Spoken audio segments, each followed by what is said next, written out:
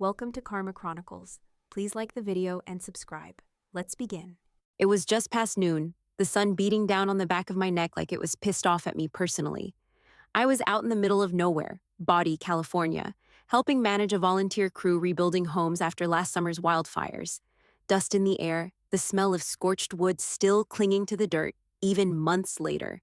I was knee-deep in lumber inventory when my phone buzzed in my pocket. Greg. I stared at the screen, thumb hovering. I hadn't heard from him in almost a year, not since I ignored his last guilt-trippy birthday voicemail. He wasn't family, not legally, but after my dad died, he stepped into that weird in-between space, half mentor, half leech. Still, I answered. Dumb curiosity.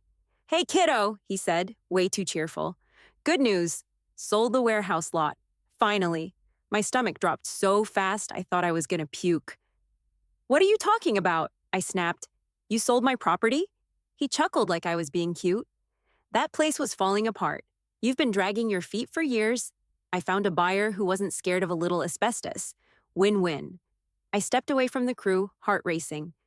"Greg, you don't have the authority. I co-own that lot."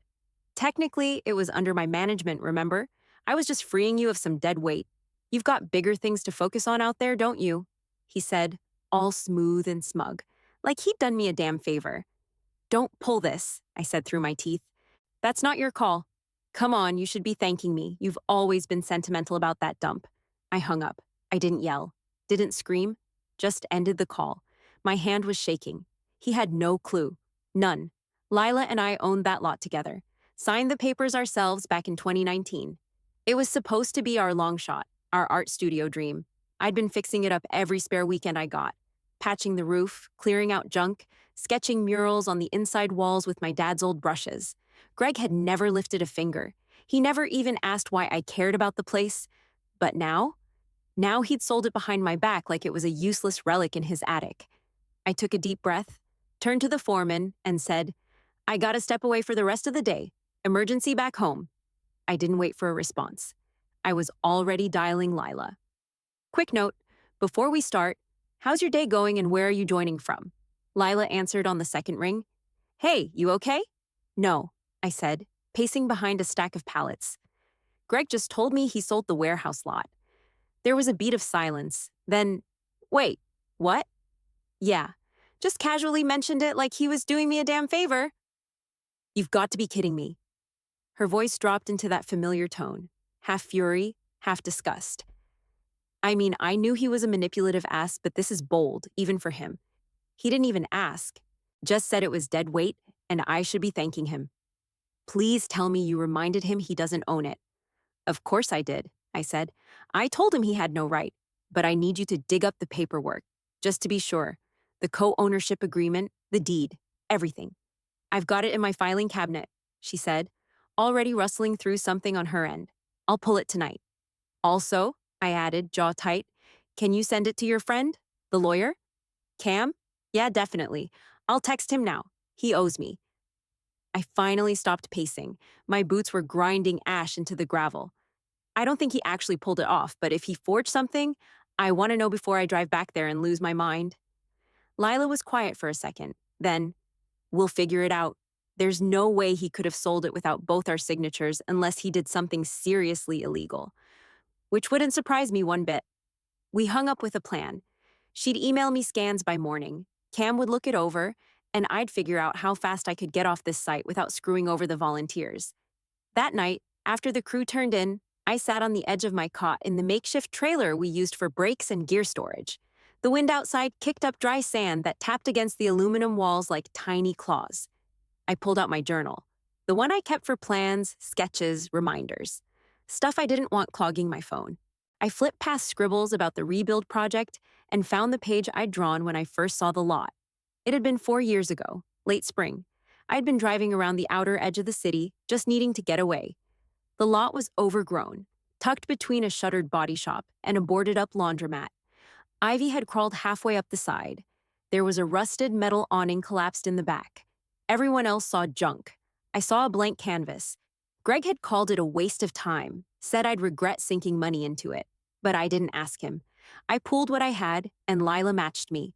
We signed the papers ourselves and called it ours. We didn't even know what we were building yet. We just knew we wanted something that was ours, untouched by other people's plans.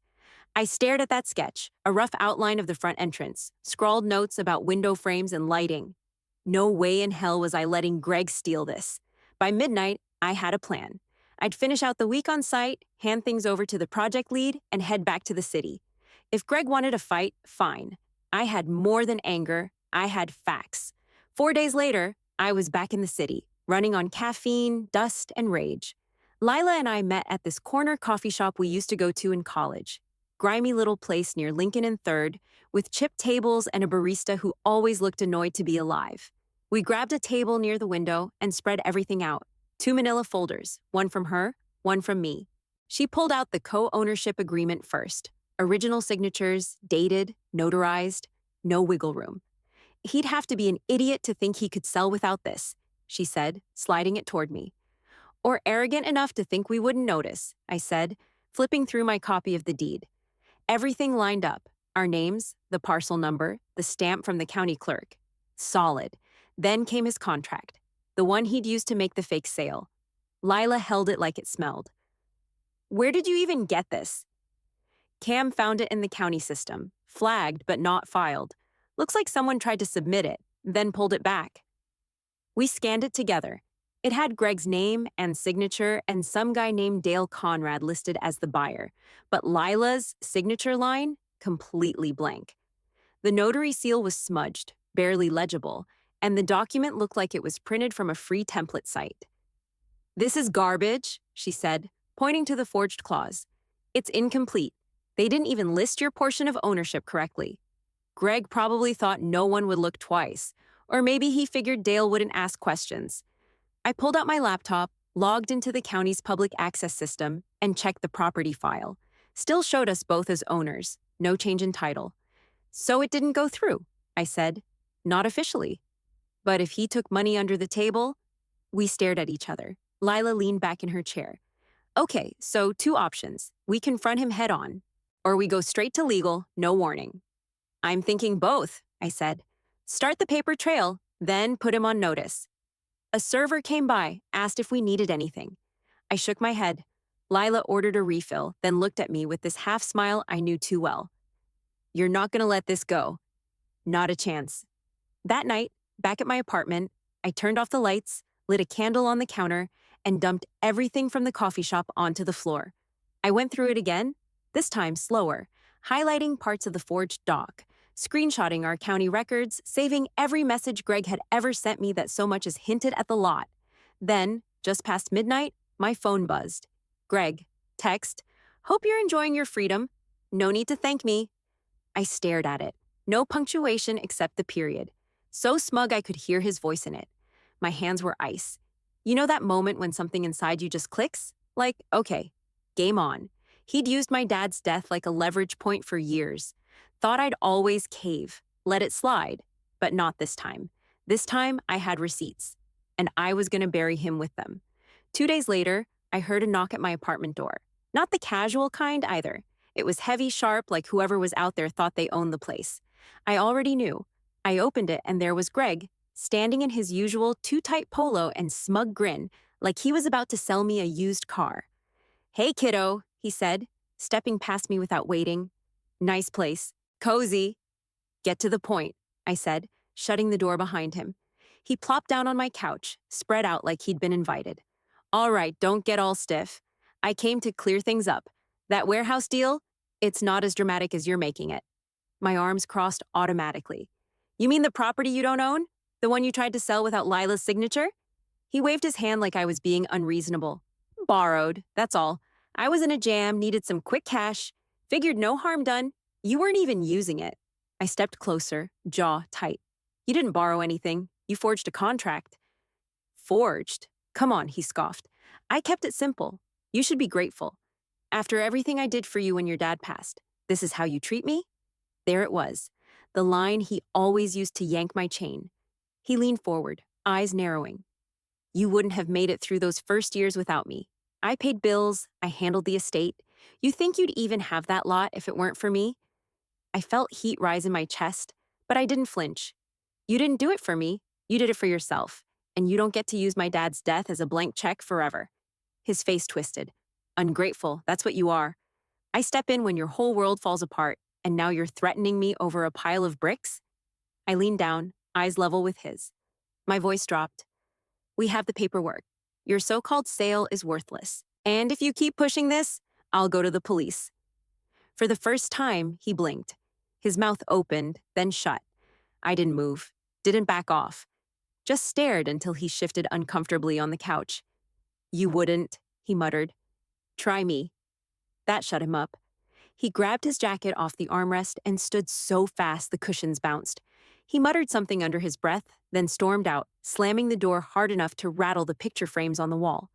The second he was gone, I snatched my phone and called Lila. She picked up instantly. Well, she asked. He came here, tried to play it off like he borrowed the property, pulled the whole guilt trip, said I owed him for everything after Dad. And I told him we had the documents, and if he pushed it, I'd go to the cops. Silence, then a sharp laugh from her end. Oh, I wish I'd seen his face. He didn't have a comeback, just stormed out. Good. Then we don't waste time. We get a cease and desist drafted tomorrow. He wants to play games? We'll put it in writing. Exactly what I was thinking, I said. My hands were still shaking, but now it wasn't fear. It was adrenaline. Greg thought he could walk in here and bully me into submission like always. But that night, when I locked the door behind him, I knew something had shifted. This wasn't his game anymore. It was mine. The next morning, Lila and I met at Cam's office. Bare bones, downtown, one flight above a vape shop and a pawn place. He was already halfway through a cup of burnt coffee when we walked in. Lila handed him the file like it was a loaded weapon. Everything's in there. Deed copies, the fake contract, emails, she said. Cam flipped through the pages fast but focused, his jaw tightening the further he went. This isn't just shady, he muttered. This is criminal-level dumb. Can you write something official? I asked. Oh yeah. Cease and desist, clear language, no room for backpedaling. He keeps poking the bear after this, and he's wide open for fraud charges. The draft took less than an hour. Cam kept the tone cold and tight. No emotion, just facts. It basically read, you are not authorized to sell the property. Any further action will result in legal consequences. Stop now.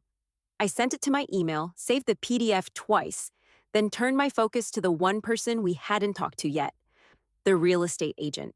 Her name was Tracy Dorman. The listing had her info at the bottom of the forged contract, but I hadn't spoken to her directly. I dialed the number, half expecting her to brush me off. She picked up on the second ring. Tracy speaking. Hi, I'm calling about a recent property transaction involving Greg Mathers, the warehouse lot on East Lawson Street. There was a pause. Then, oh, you're the co-owner? Yes. I'm really sorry, she said, her voice suddenly tight.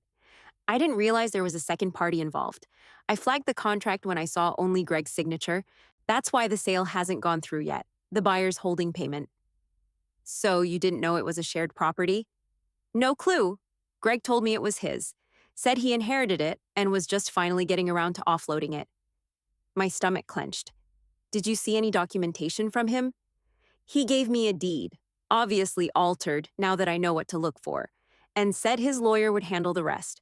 But when I asked for the full chain of title, he dodged me. Do you have copies of what he gave you? Yes. I also have emails, signed listing forms, and text where he bragged about finally unloading that dump. I didn't think anything of it at the time. I'll need everything, I said. I'll forward it all this afternoon, she said. And again, I'm really sorry. I've already told the buyer I'm freezing the transaction. We hung up, and I just sat there for a minute, staring at my phone. Lila nudged me. You good? Yeah, better than good. By that night, we had everything. The flagged documents, Tracy's forwarded texts, emails, call logs. An entire digital trail of Greg digging his own grave. Cam reviewed it, nodded once, and hit send on the cease and desist. Delivered and logged, he said. He has it. No excuses now. I let out a slow breath. It wasn't over yet, but something had shifted. Greg didn't get to keep rewriting my life like it was his property to manage. This wasn't revenge. I wasn't trying to destroy him. I was just taking back what was mine. The email had barely been out 24 hours when my phone rang again. Unknown number. I almost let it go to voicemail. Hello, this is Detective Harper, Sacramento PD. Is this my name? Yeah, what's this about? I've been assigned to review a possible property fraud case submitted by Lila Reynolds. She listed you as co-owner of the lot in question. My pulse kicked up. Yeah, that's me. I've got everything you need. He was calm but all business.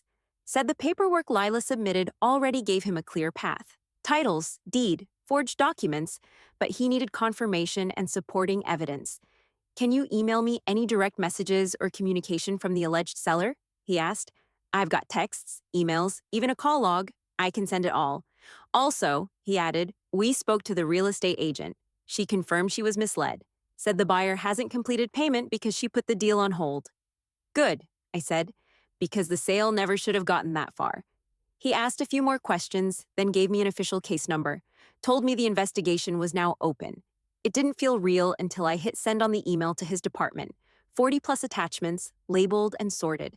Copies of the forged contract, my co-ownership agreement, the flagged agent correspondence, and Greg's smug little text about my freedom. 10 minutes later, Harper called back. This is more than enough to proceed, he said. We'll contact the buyer and notify them formally. We're also informing Mr. Mathers that the matter is under investigation. He may be contacted for questioning. It was done. Official. On paper. And for once, I wasn't the one scrambling. By early evening, the sun was dipping low over the rooftops, throwing long shadows across my apartment. I stood in the kitchen, eating peanut butter out of the jar when my phone lit up again. Greg.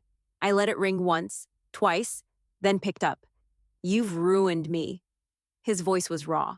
Not angry like before. Panicked. I didn't say anything.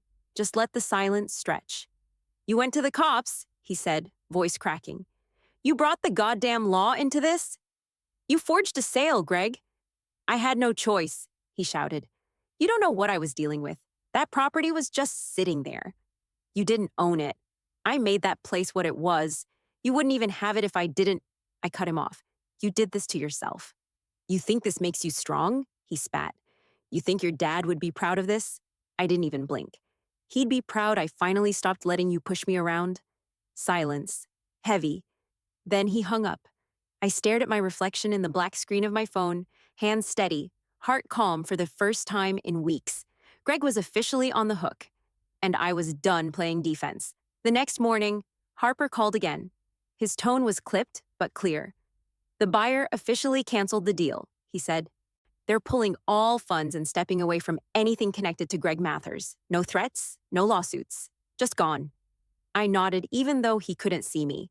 Smart move. We've reviewed the documents you submitted with our legal team.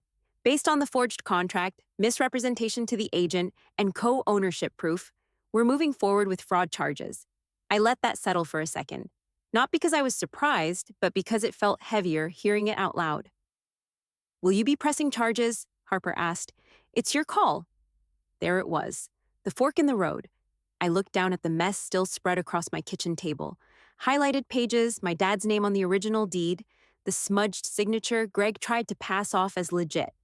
I didn't even hesitate. Yes, I'm pressing charges. Understood. We'll file and notify him officially. We hung up. I didn't celebrate. I didn't cry. I just exhaled. It wasn't about punishing Greg. Not really. It was about refusing to be steamrolled again by someone who thought I owed them my silence. Not anymore. He tried calling twice that afternoon. I let both ring out. No voicemail. Just his name flashing like a warning light I didn't need anymore. I turned my phone off and drove. The lot was only 20 minutes away, but it felt like stepping into another life when I got there. The gate groaned when I pushed it open. The old sign was still there, chipped and faded, letters barely visible. Ivy had grown back in some spots, crawling up the edges of the brick like it was trying to reclaim the place. But it was still mine, dusty, quiet, but solid. I walked through the space slowly, my boots crunching over gravel and broken glass. A couple of the windows were cracked, but not shattered. The inside smelled like dry wood and old dreams, the kind that wait quietly for you to come back to them. I found the corner where I used to sit with a sketch pad and a half-dead Sharpie. I pulled a pen from my bag, dropped to the concrete floor, and started sketching. Loose lines, fast shapes. Not perfect, not clean, but new. A workshop space. Maybe two. High shelves, a back wall for murals, tables that could fold away when the kids needed room to move around. The ideas came faster than my hand could keep up. For the first time in a long time, I didn't feel like I was chasing something, I felt like I was building it. I was still brushing dried ivy off the south wall when my phone buzzed in my pocket. Mom. I hesitated, then answered. Hey, I said, wiping sweat from my forehead with the back of my glove. She didn't say hello, just jumped in like she'd been sitting on it for days. I heard about Greg? Her voice was soft, almost disappointed. Yeah, I said. He made his bed. She sighed. Did you really have to go that far? Police, charges, all of it? I stood still, facing the wall but not seeing it. Yes, I said. I did. She didn't argue, but I could hear the tension in her breath. You know how close he was with your dad? She said, quieter now. It's just sad. He used Dad like a shield, for years, and he thought he could keep getting away with it. I'm not defending him, she said, but I could hear it. She kind of was. I just didn't expect it to end like this. I looked around at the lot. Dry concrete, torn awnings, paint-chipped doors. I'm not sorry, I said. I'm just done letting people like him decide how far I'm allowed to go. She didn't respond, just hung in the silence for a moment, then mumbled a tight goodbye and ended the call. I slid my phone into my back pocket, pulled my gloves on tighter, and got back to work. Lila showed up 20 minutes later with a power drill and 2 giant iced coffees. Your mom give you the whole, you could have just let it go speech? She asked, handing me the drink. Something like that. She grinned. Classic. We spent the weekend tearing down what was left of the old metal awning out back. Thing was so rusted it collapsed in pieces. Then we moved on to the garage door, scraping, priming, painting. A deep navy blue, strong, unapologetic. Every time I swung the hammer or rolled on another layer of paint, something cracked loose inside me. Not anger, just old weight. That constant pressure to keep the peace, keep quiet, keep small. By Sunday afternoon, my shoulders ached, my nails were shot, and there was paint on my elbow I couldn't scrub off. But I felt clear. This place had started as a dream. Then it became a battleground. Now it was something else. Proof. Proof that I could protect what mattered. Proof that I didn't have to ask permission to exist loudly, to take up space, to fight back when someone tried to steal from me. We'd just finished locking up the lot for the night. Tools packed, paint trays rinsed, the new door drying in the moonlight. When my phone rang. Detective Harper. I answered with paint still on my knuckles. Just wanted to let you know, he said, voice steady. Greg Mathers has been officially charged. Attempted property theft, falsifying legal documents, and real estate fraud.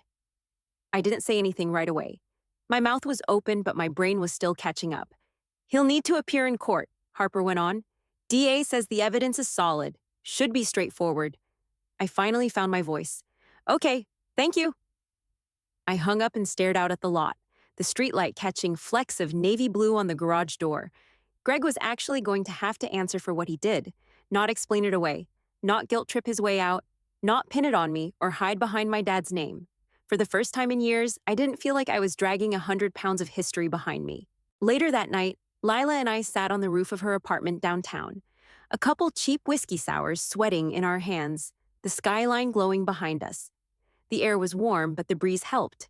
I could still feel dried paint on the back of my neck, and my legs ached from crouching all afternoon. But none of it mattered. Lila tipped her glass toward me. To getting our damn names back. We clinked and drank. She looked over after a minute, serious now. This wasn't just about the lot, was it? I shook my head. It was about stopping this cycle. She didn't ask what cycle. She didn't need to. The years of walking on eggshells, saying yes when I wanted to say no, letting other people decide what I should care about. Greg wasn't the only one, but he was the last one. I'm done explaining myself, I said. Lila leaned back in her chair, smiling. About time. I stared at the city lights. They looked different now. Less like noise, more like space I could finally breathe in. I used to think standing up for myself meant conflict, burned bridges, being alone. But that night, I just felt clear. I didn't need everyone to like me. I just needed to stop letting them take things I wasn't offering. That night, I crashed on Lila's couch, fell asleep in under 5 minutes, didn't wake up once. And for the first time in years, my dreams weren't haunted by the sound of Greg's voice. 2.5 weeks later, I stood in the middle of the warehouse lot with a team of volunteers and a stack of folded blueprints under my arm. We'd cleared out most of the junk, hauled away broken furniture, rotted wood, busted tile. The windows were patched with new glass. The front door finally opened without screaming on its hinges. I took a slow lap around the inside. The air smelled like sawdust and drywall mud. Everything echoed, but in a way that felt full, not empty. Lila stood by the big roll-up garage door with a paintbrush behind her ear. She was sweaty, covered in streaks of primer, and grinning like a lunatic. "He really thought he could take this from you," she said. I looked over and smiled. Let him try. She laughed and got back to her roller. The plan was simple: a shared gallery wall, 2 long workbenches in the back for ceramics and painting, storage for donated supplies, open hours for kids who needed a place to land after school. Nothing fancy, just honest. A space where people could come in, make something, and leave with more than they arrived with. As the sun started to drop behind the buildings, the inside lit up gold through the high windows. I walked toward the east wall, the one I'd painted with my dad the first summer we got the place. The mural had faded, brushstrokes barely visible now, but I remembered every color. I ran my hand across the wall, rough and cool under my palm.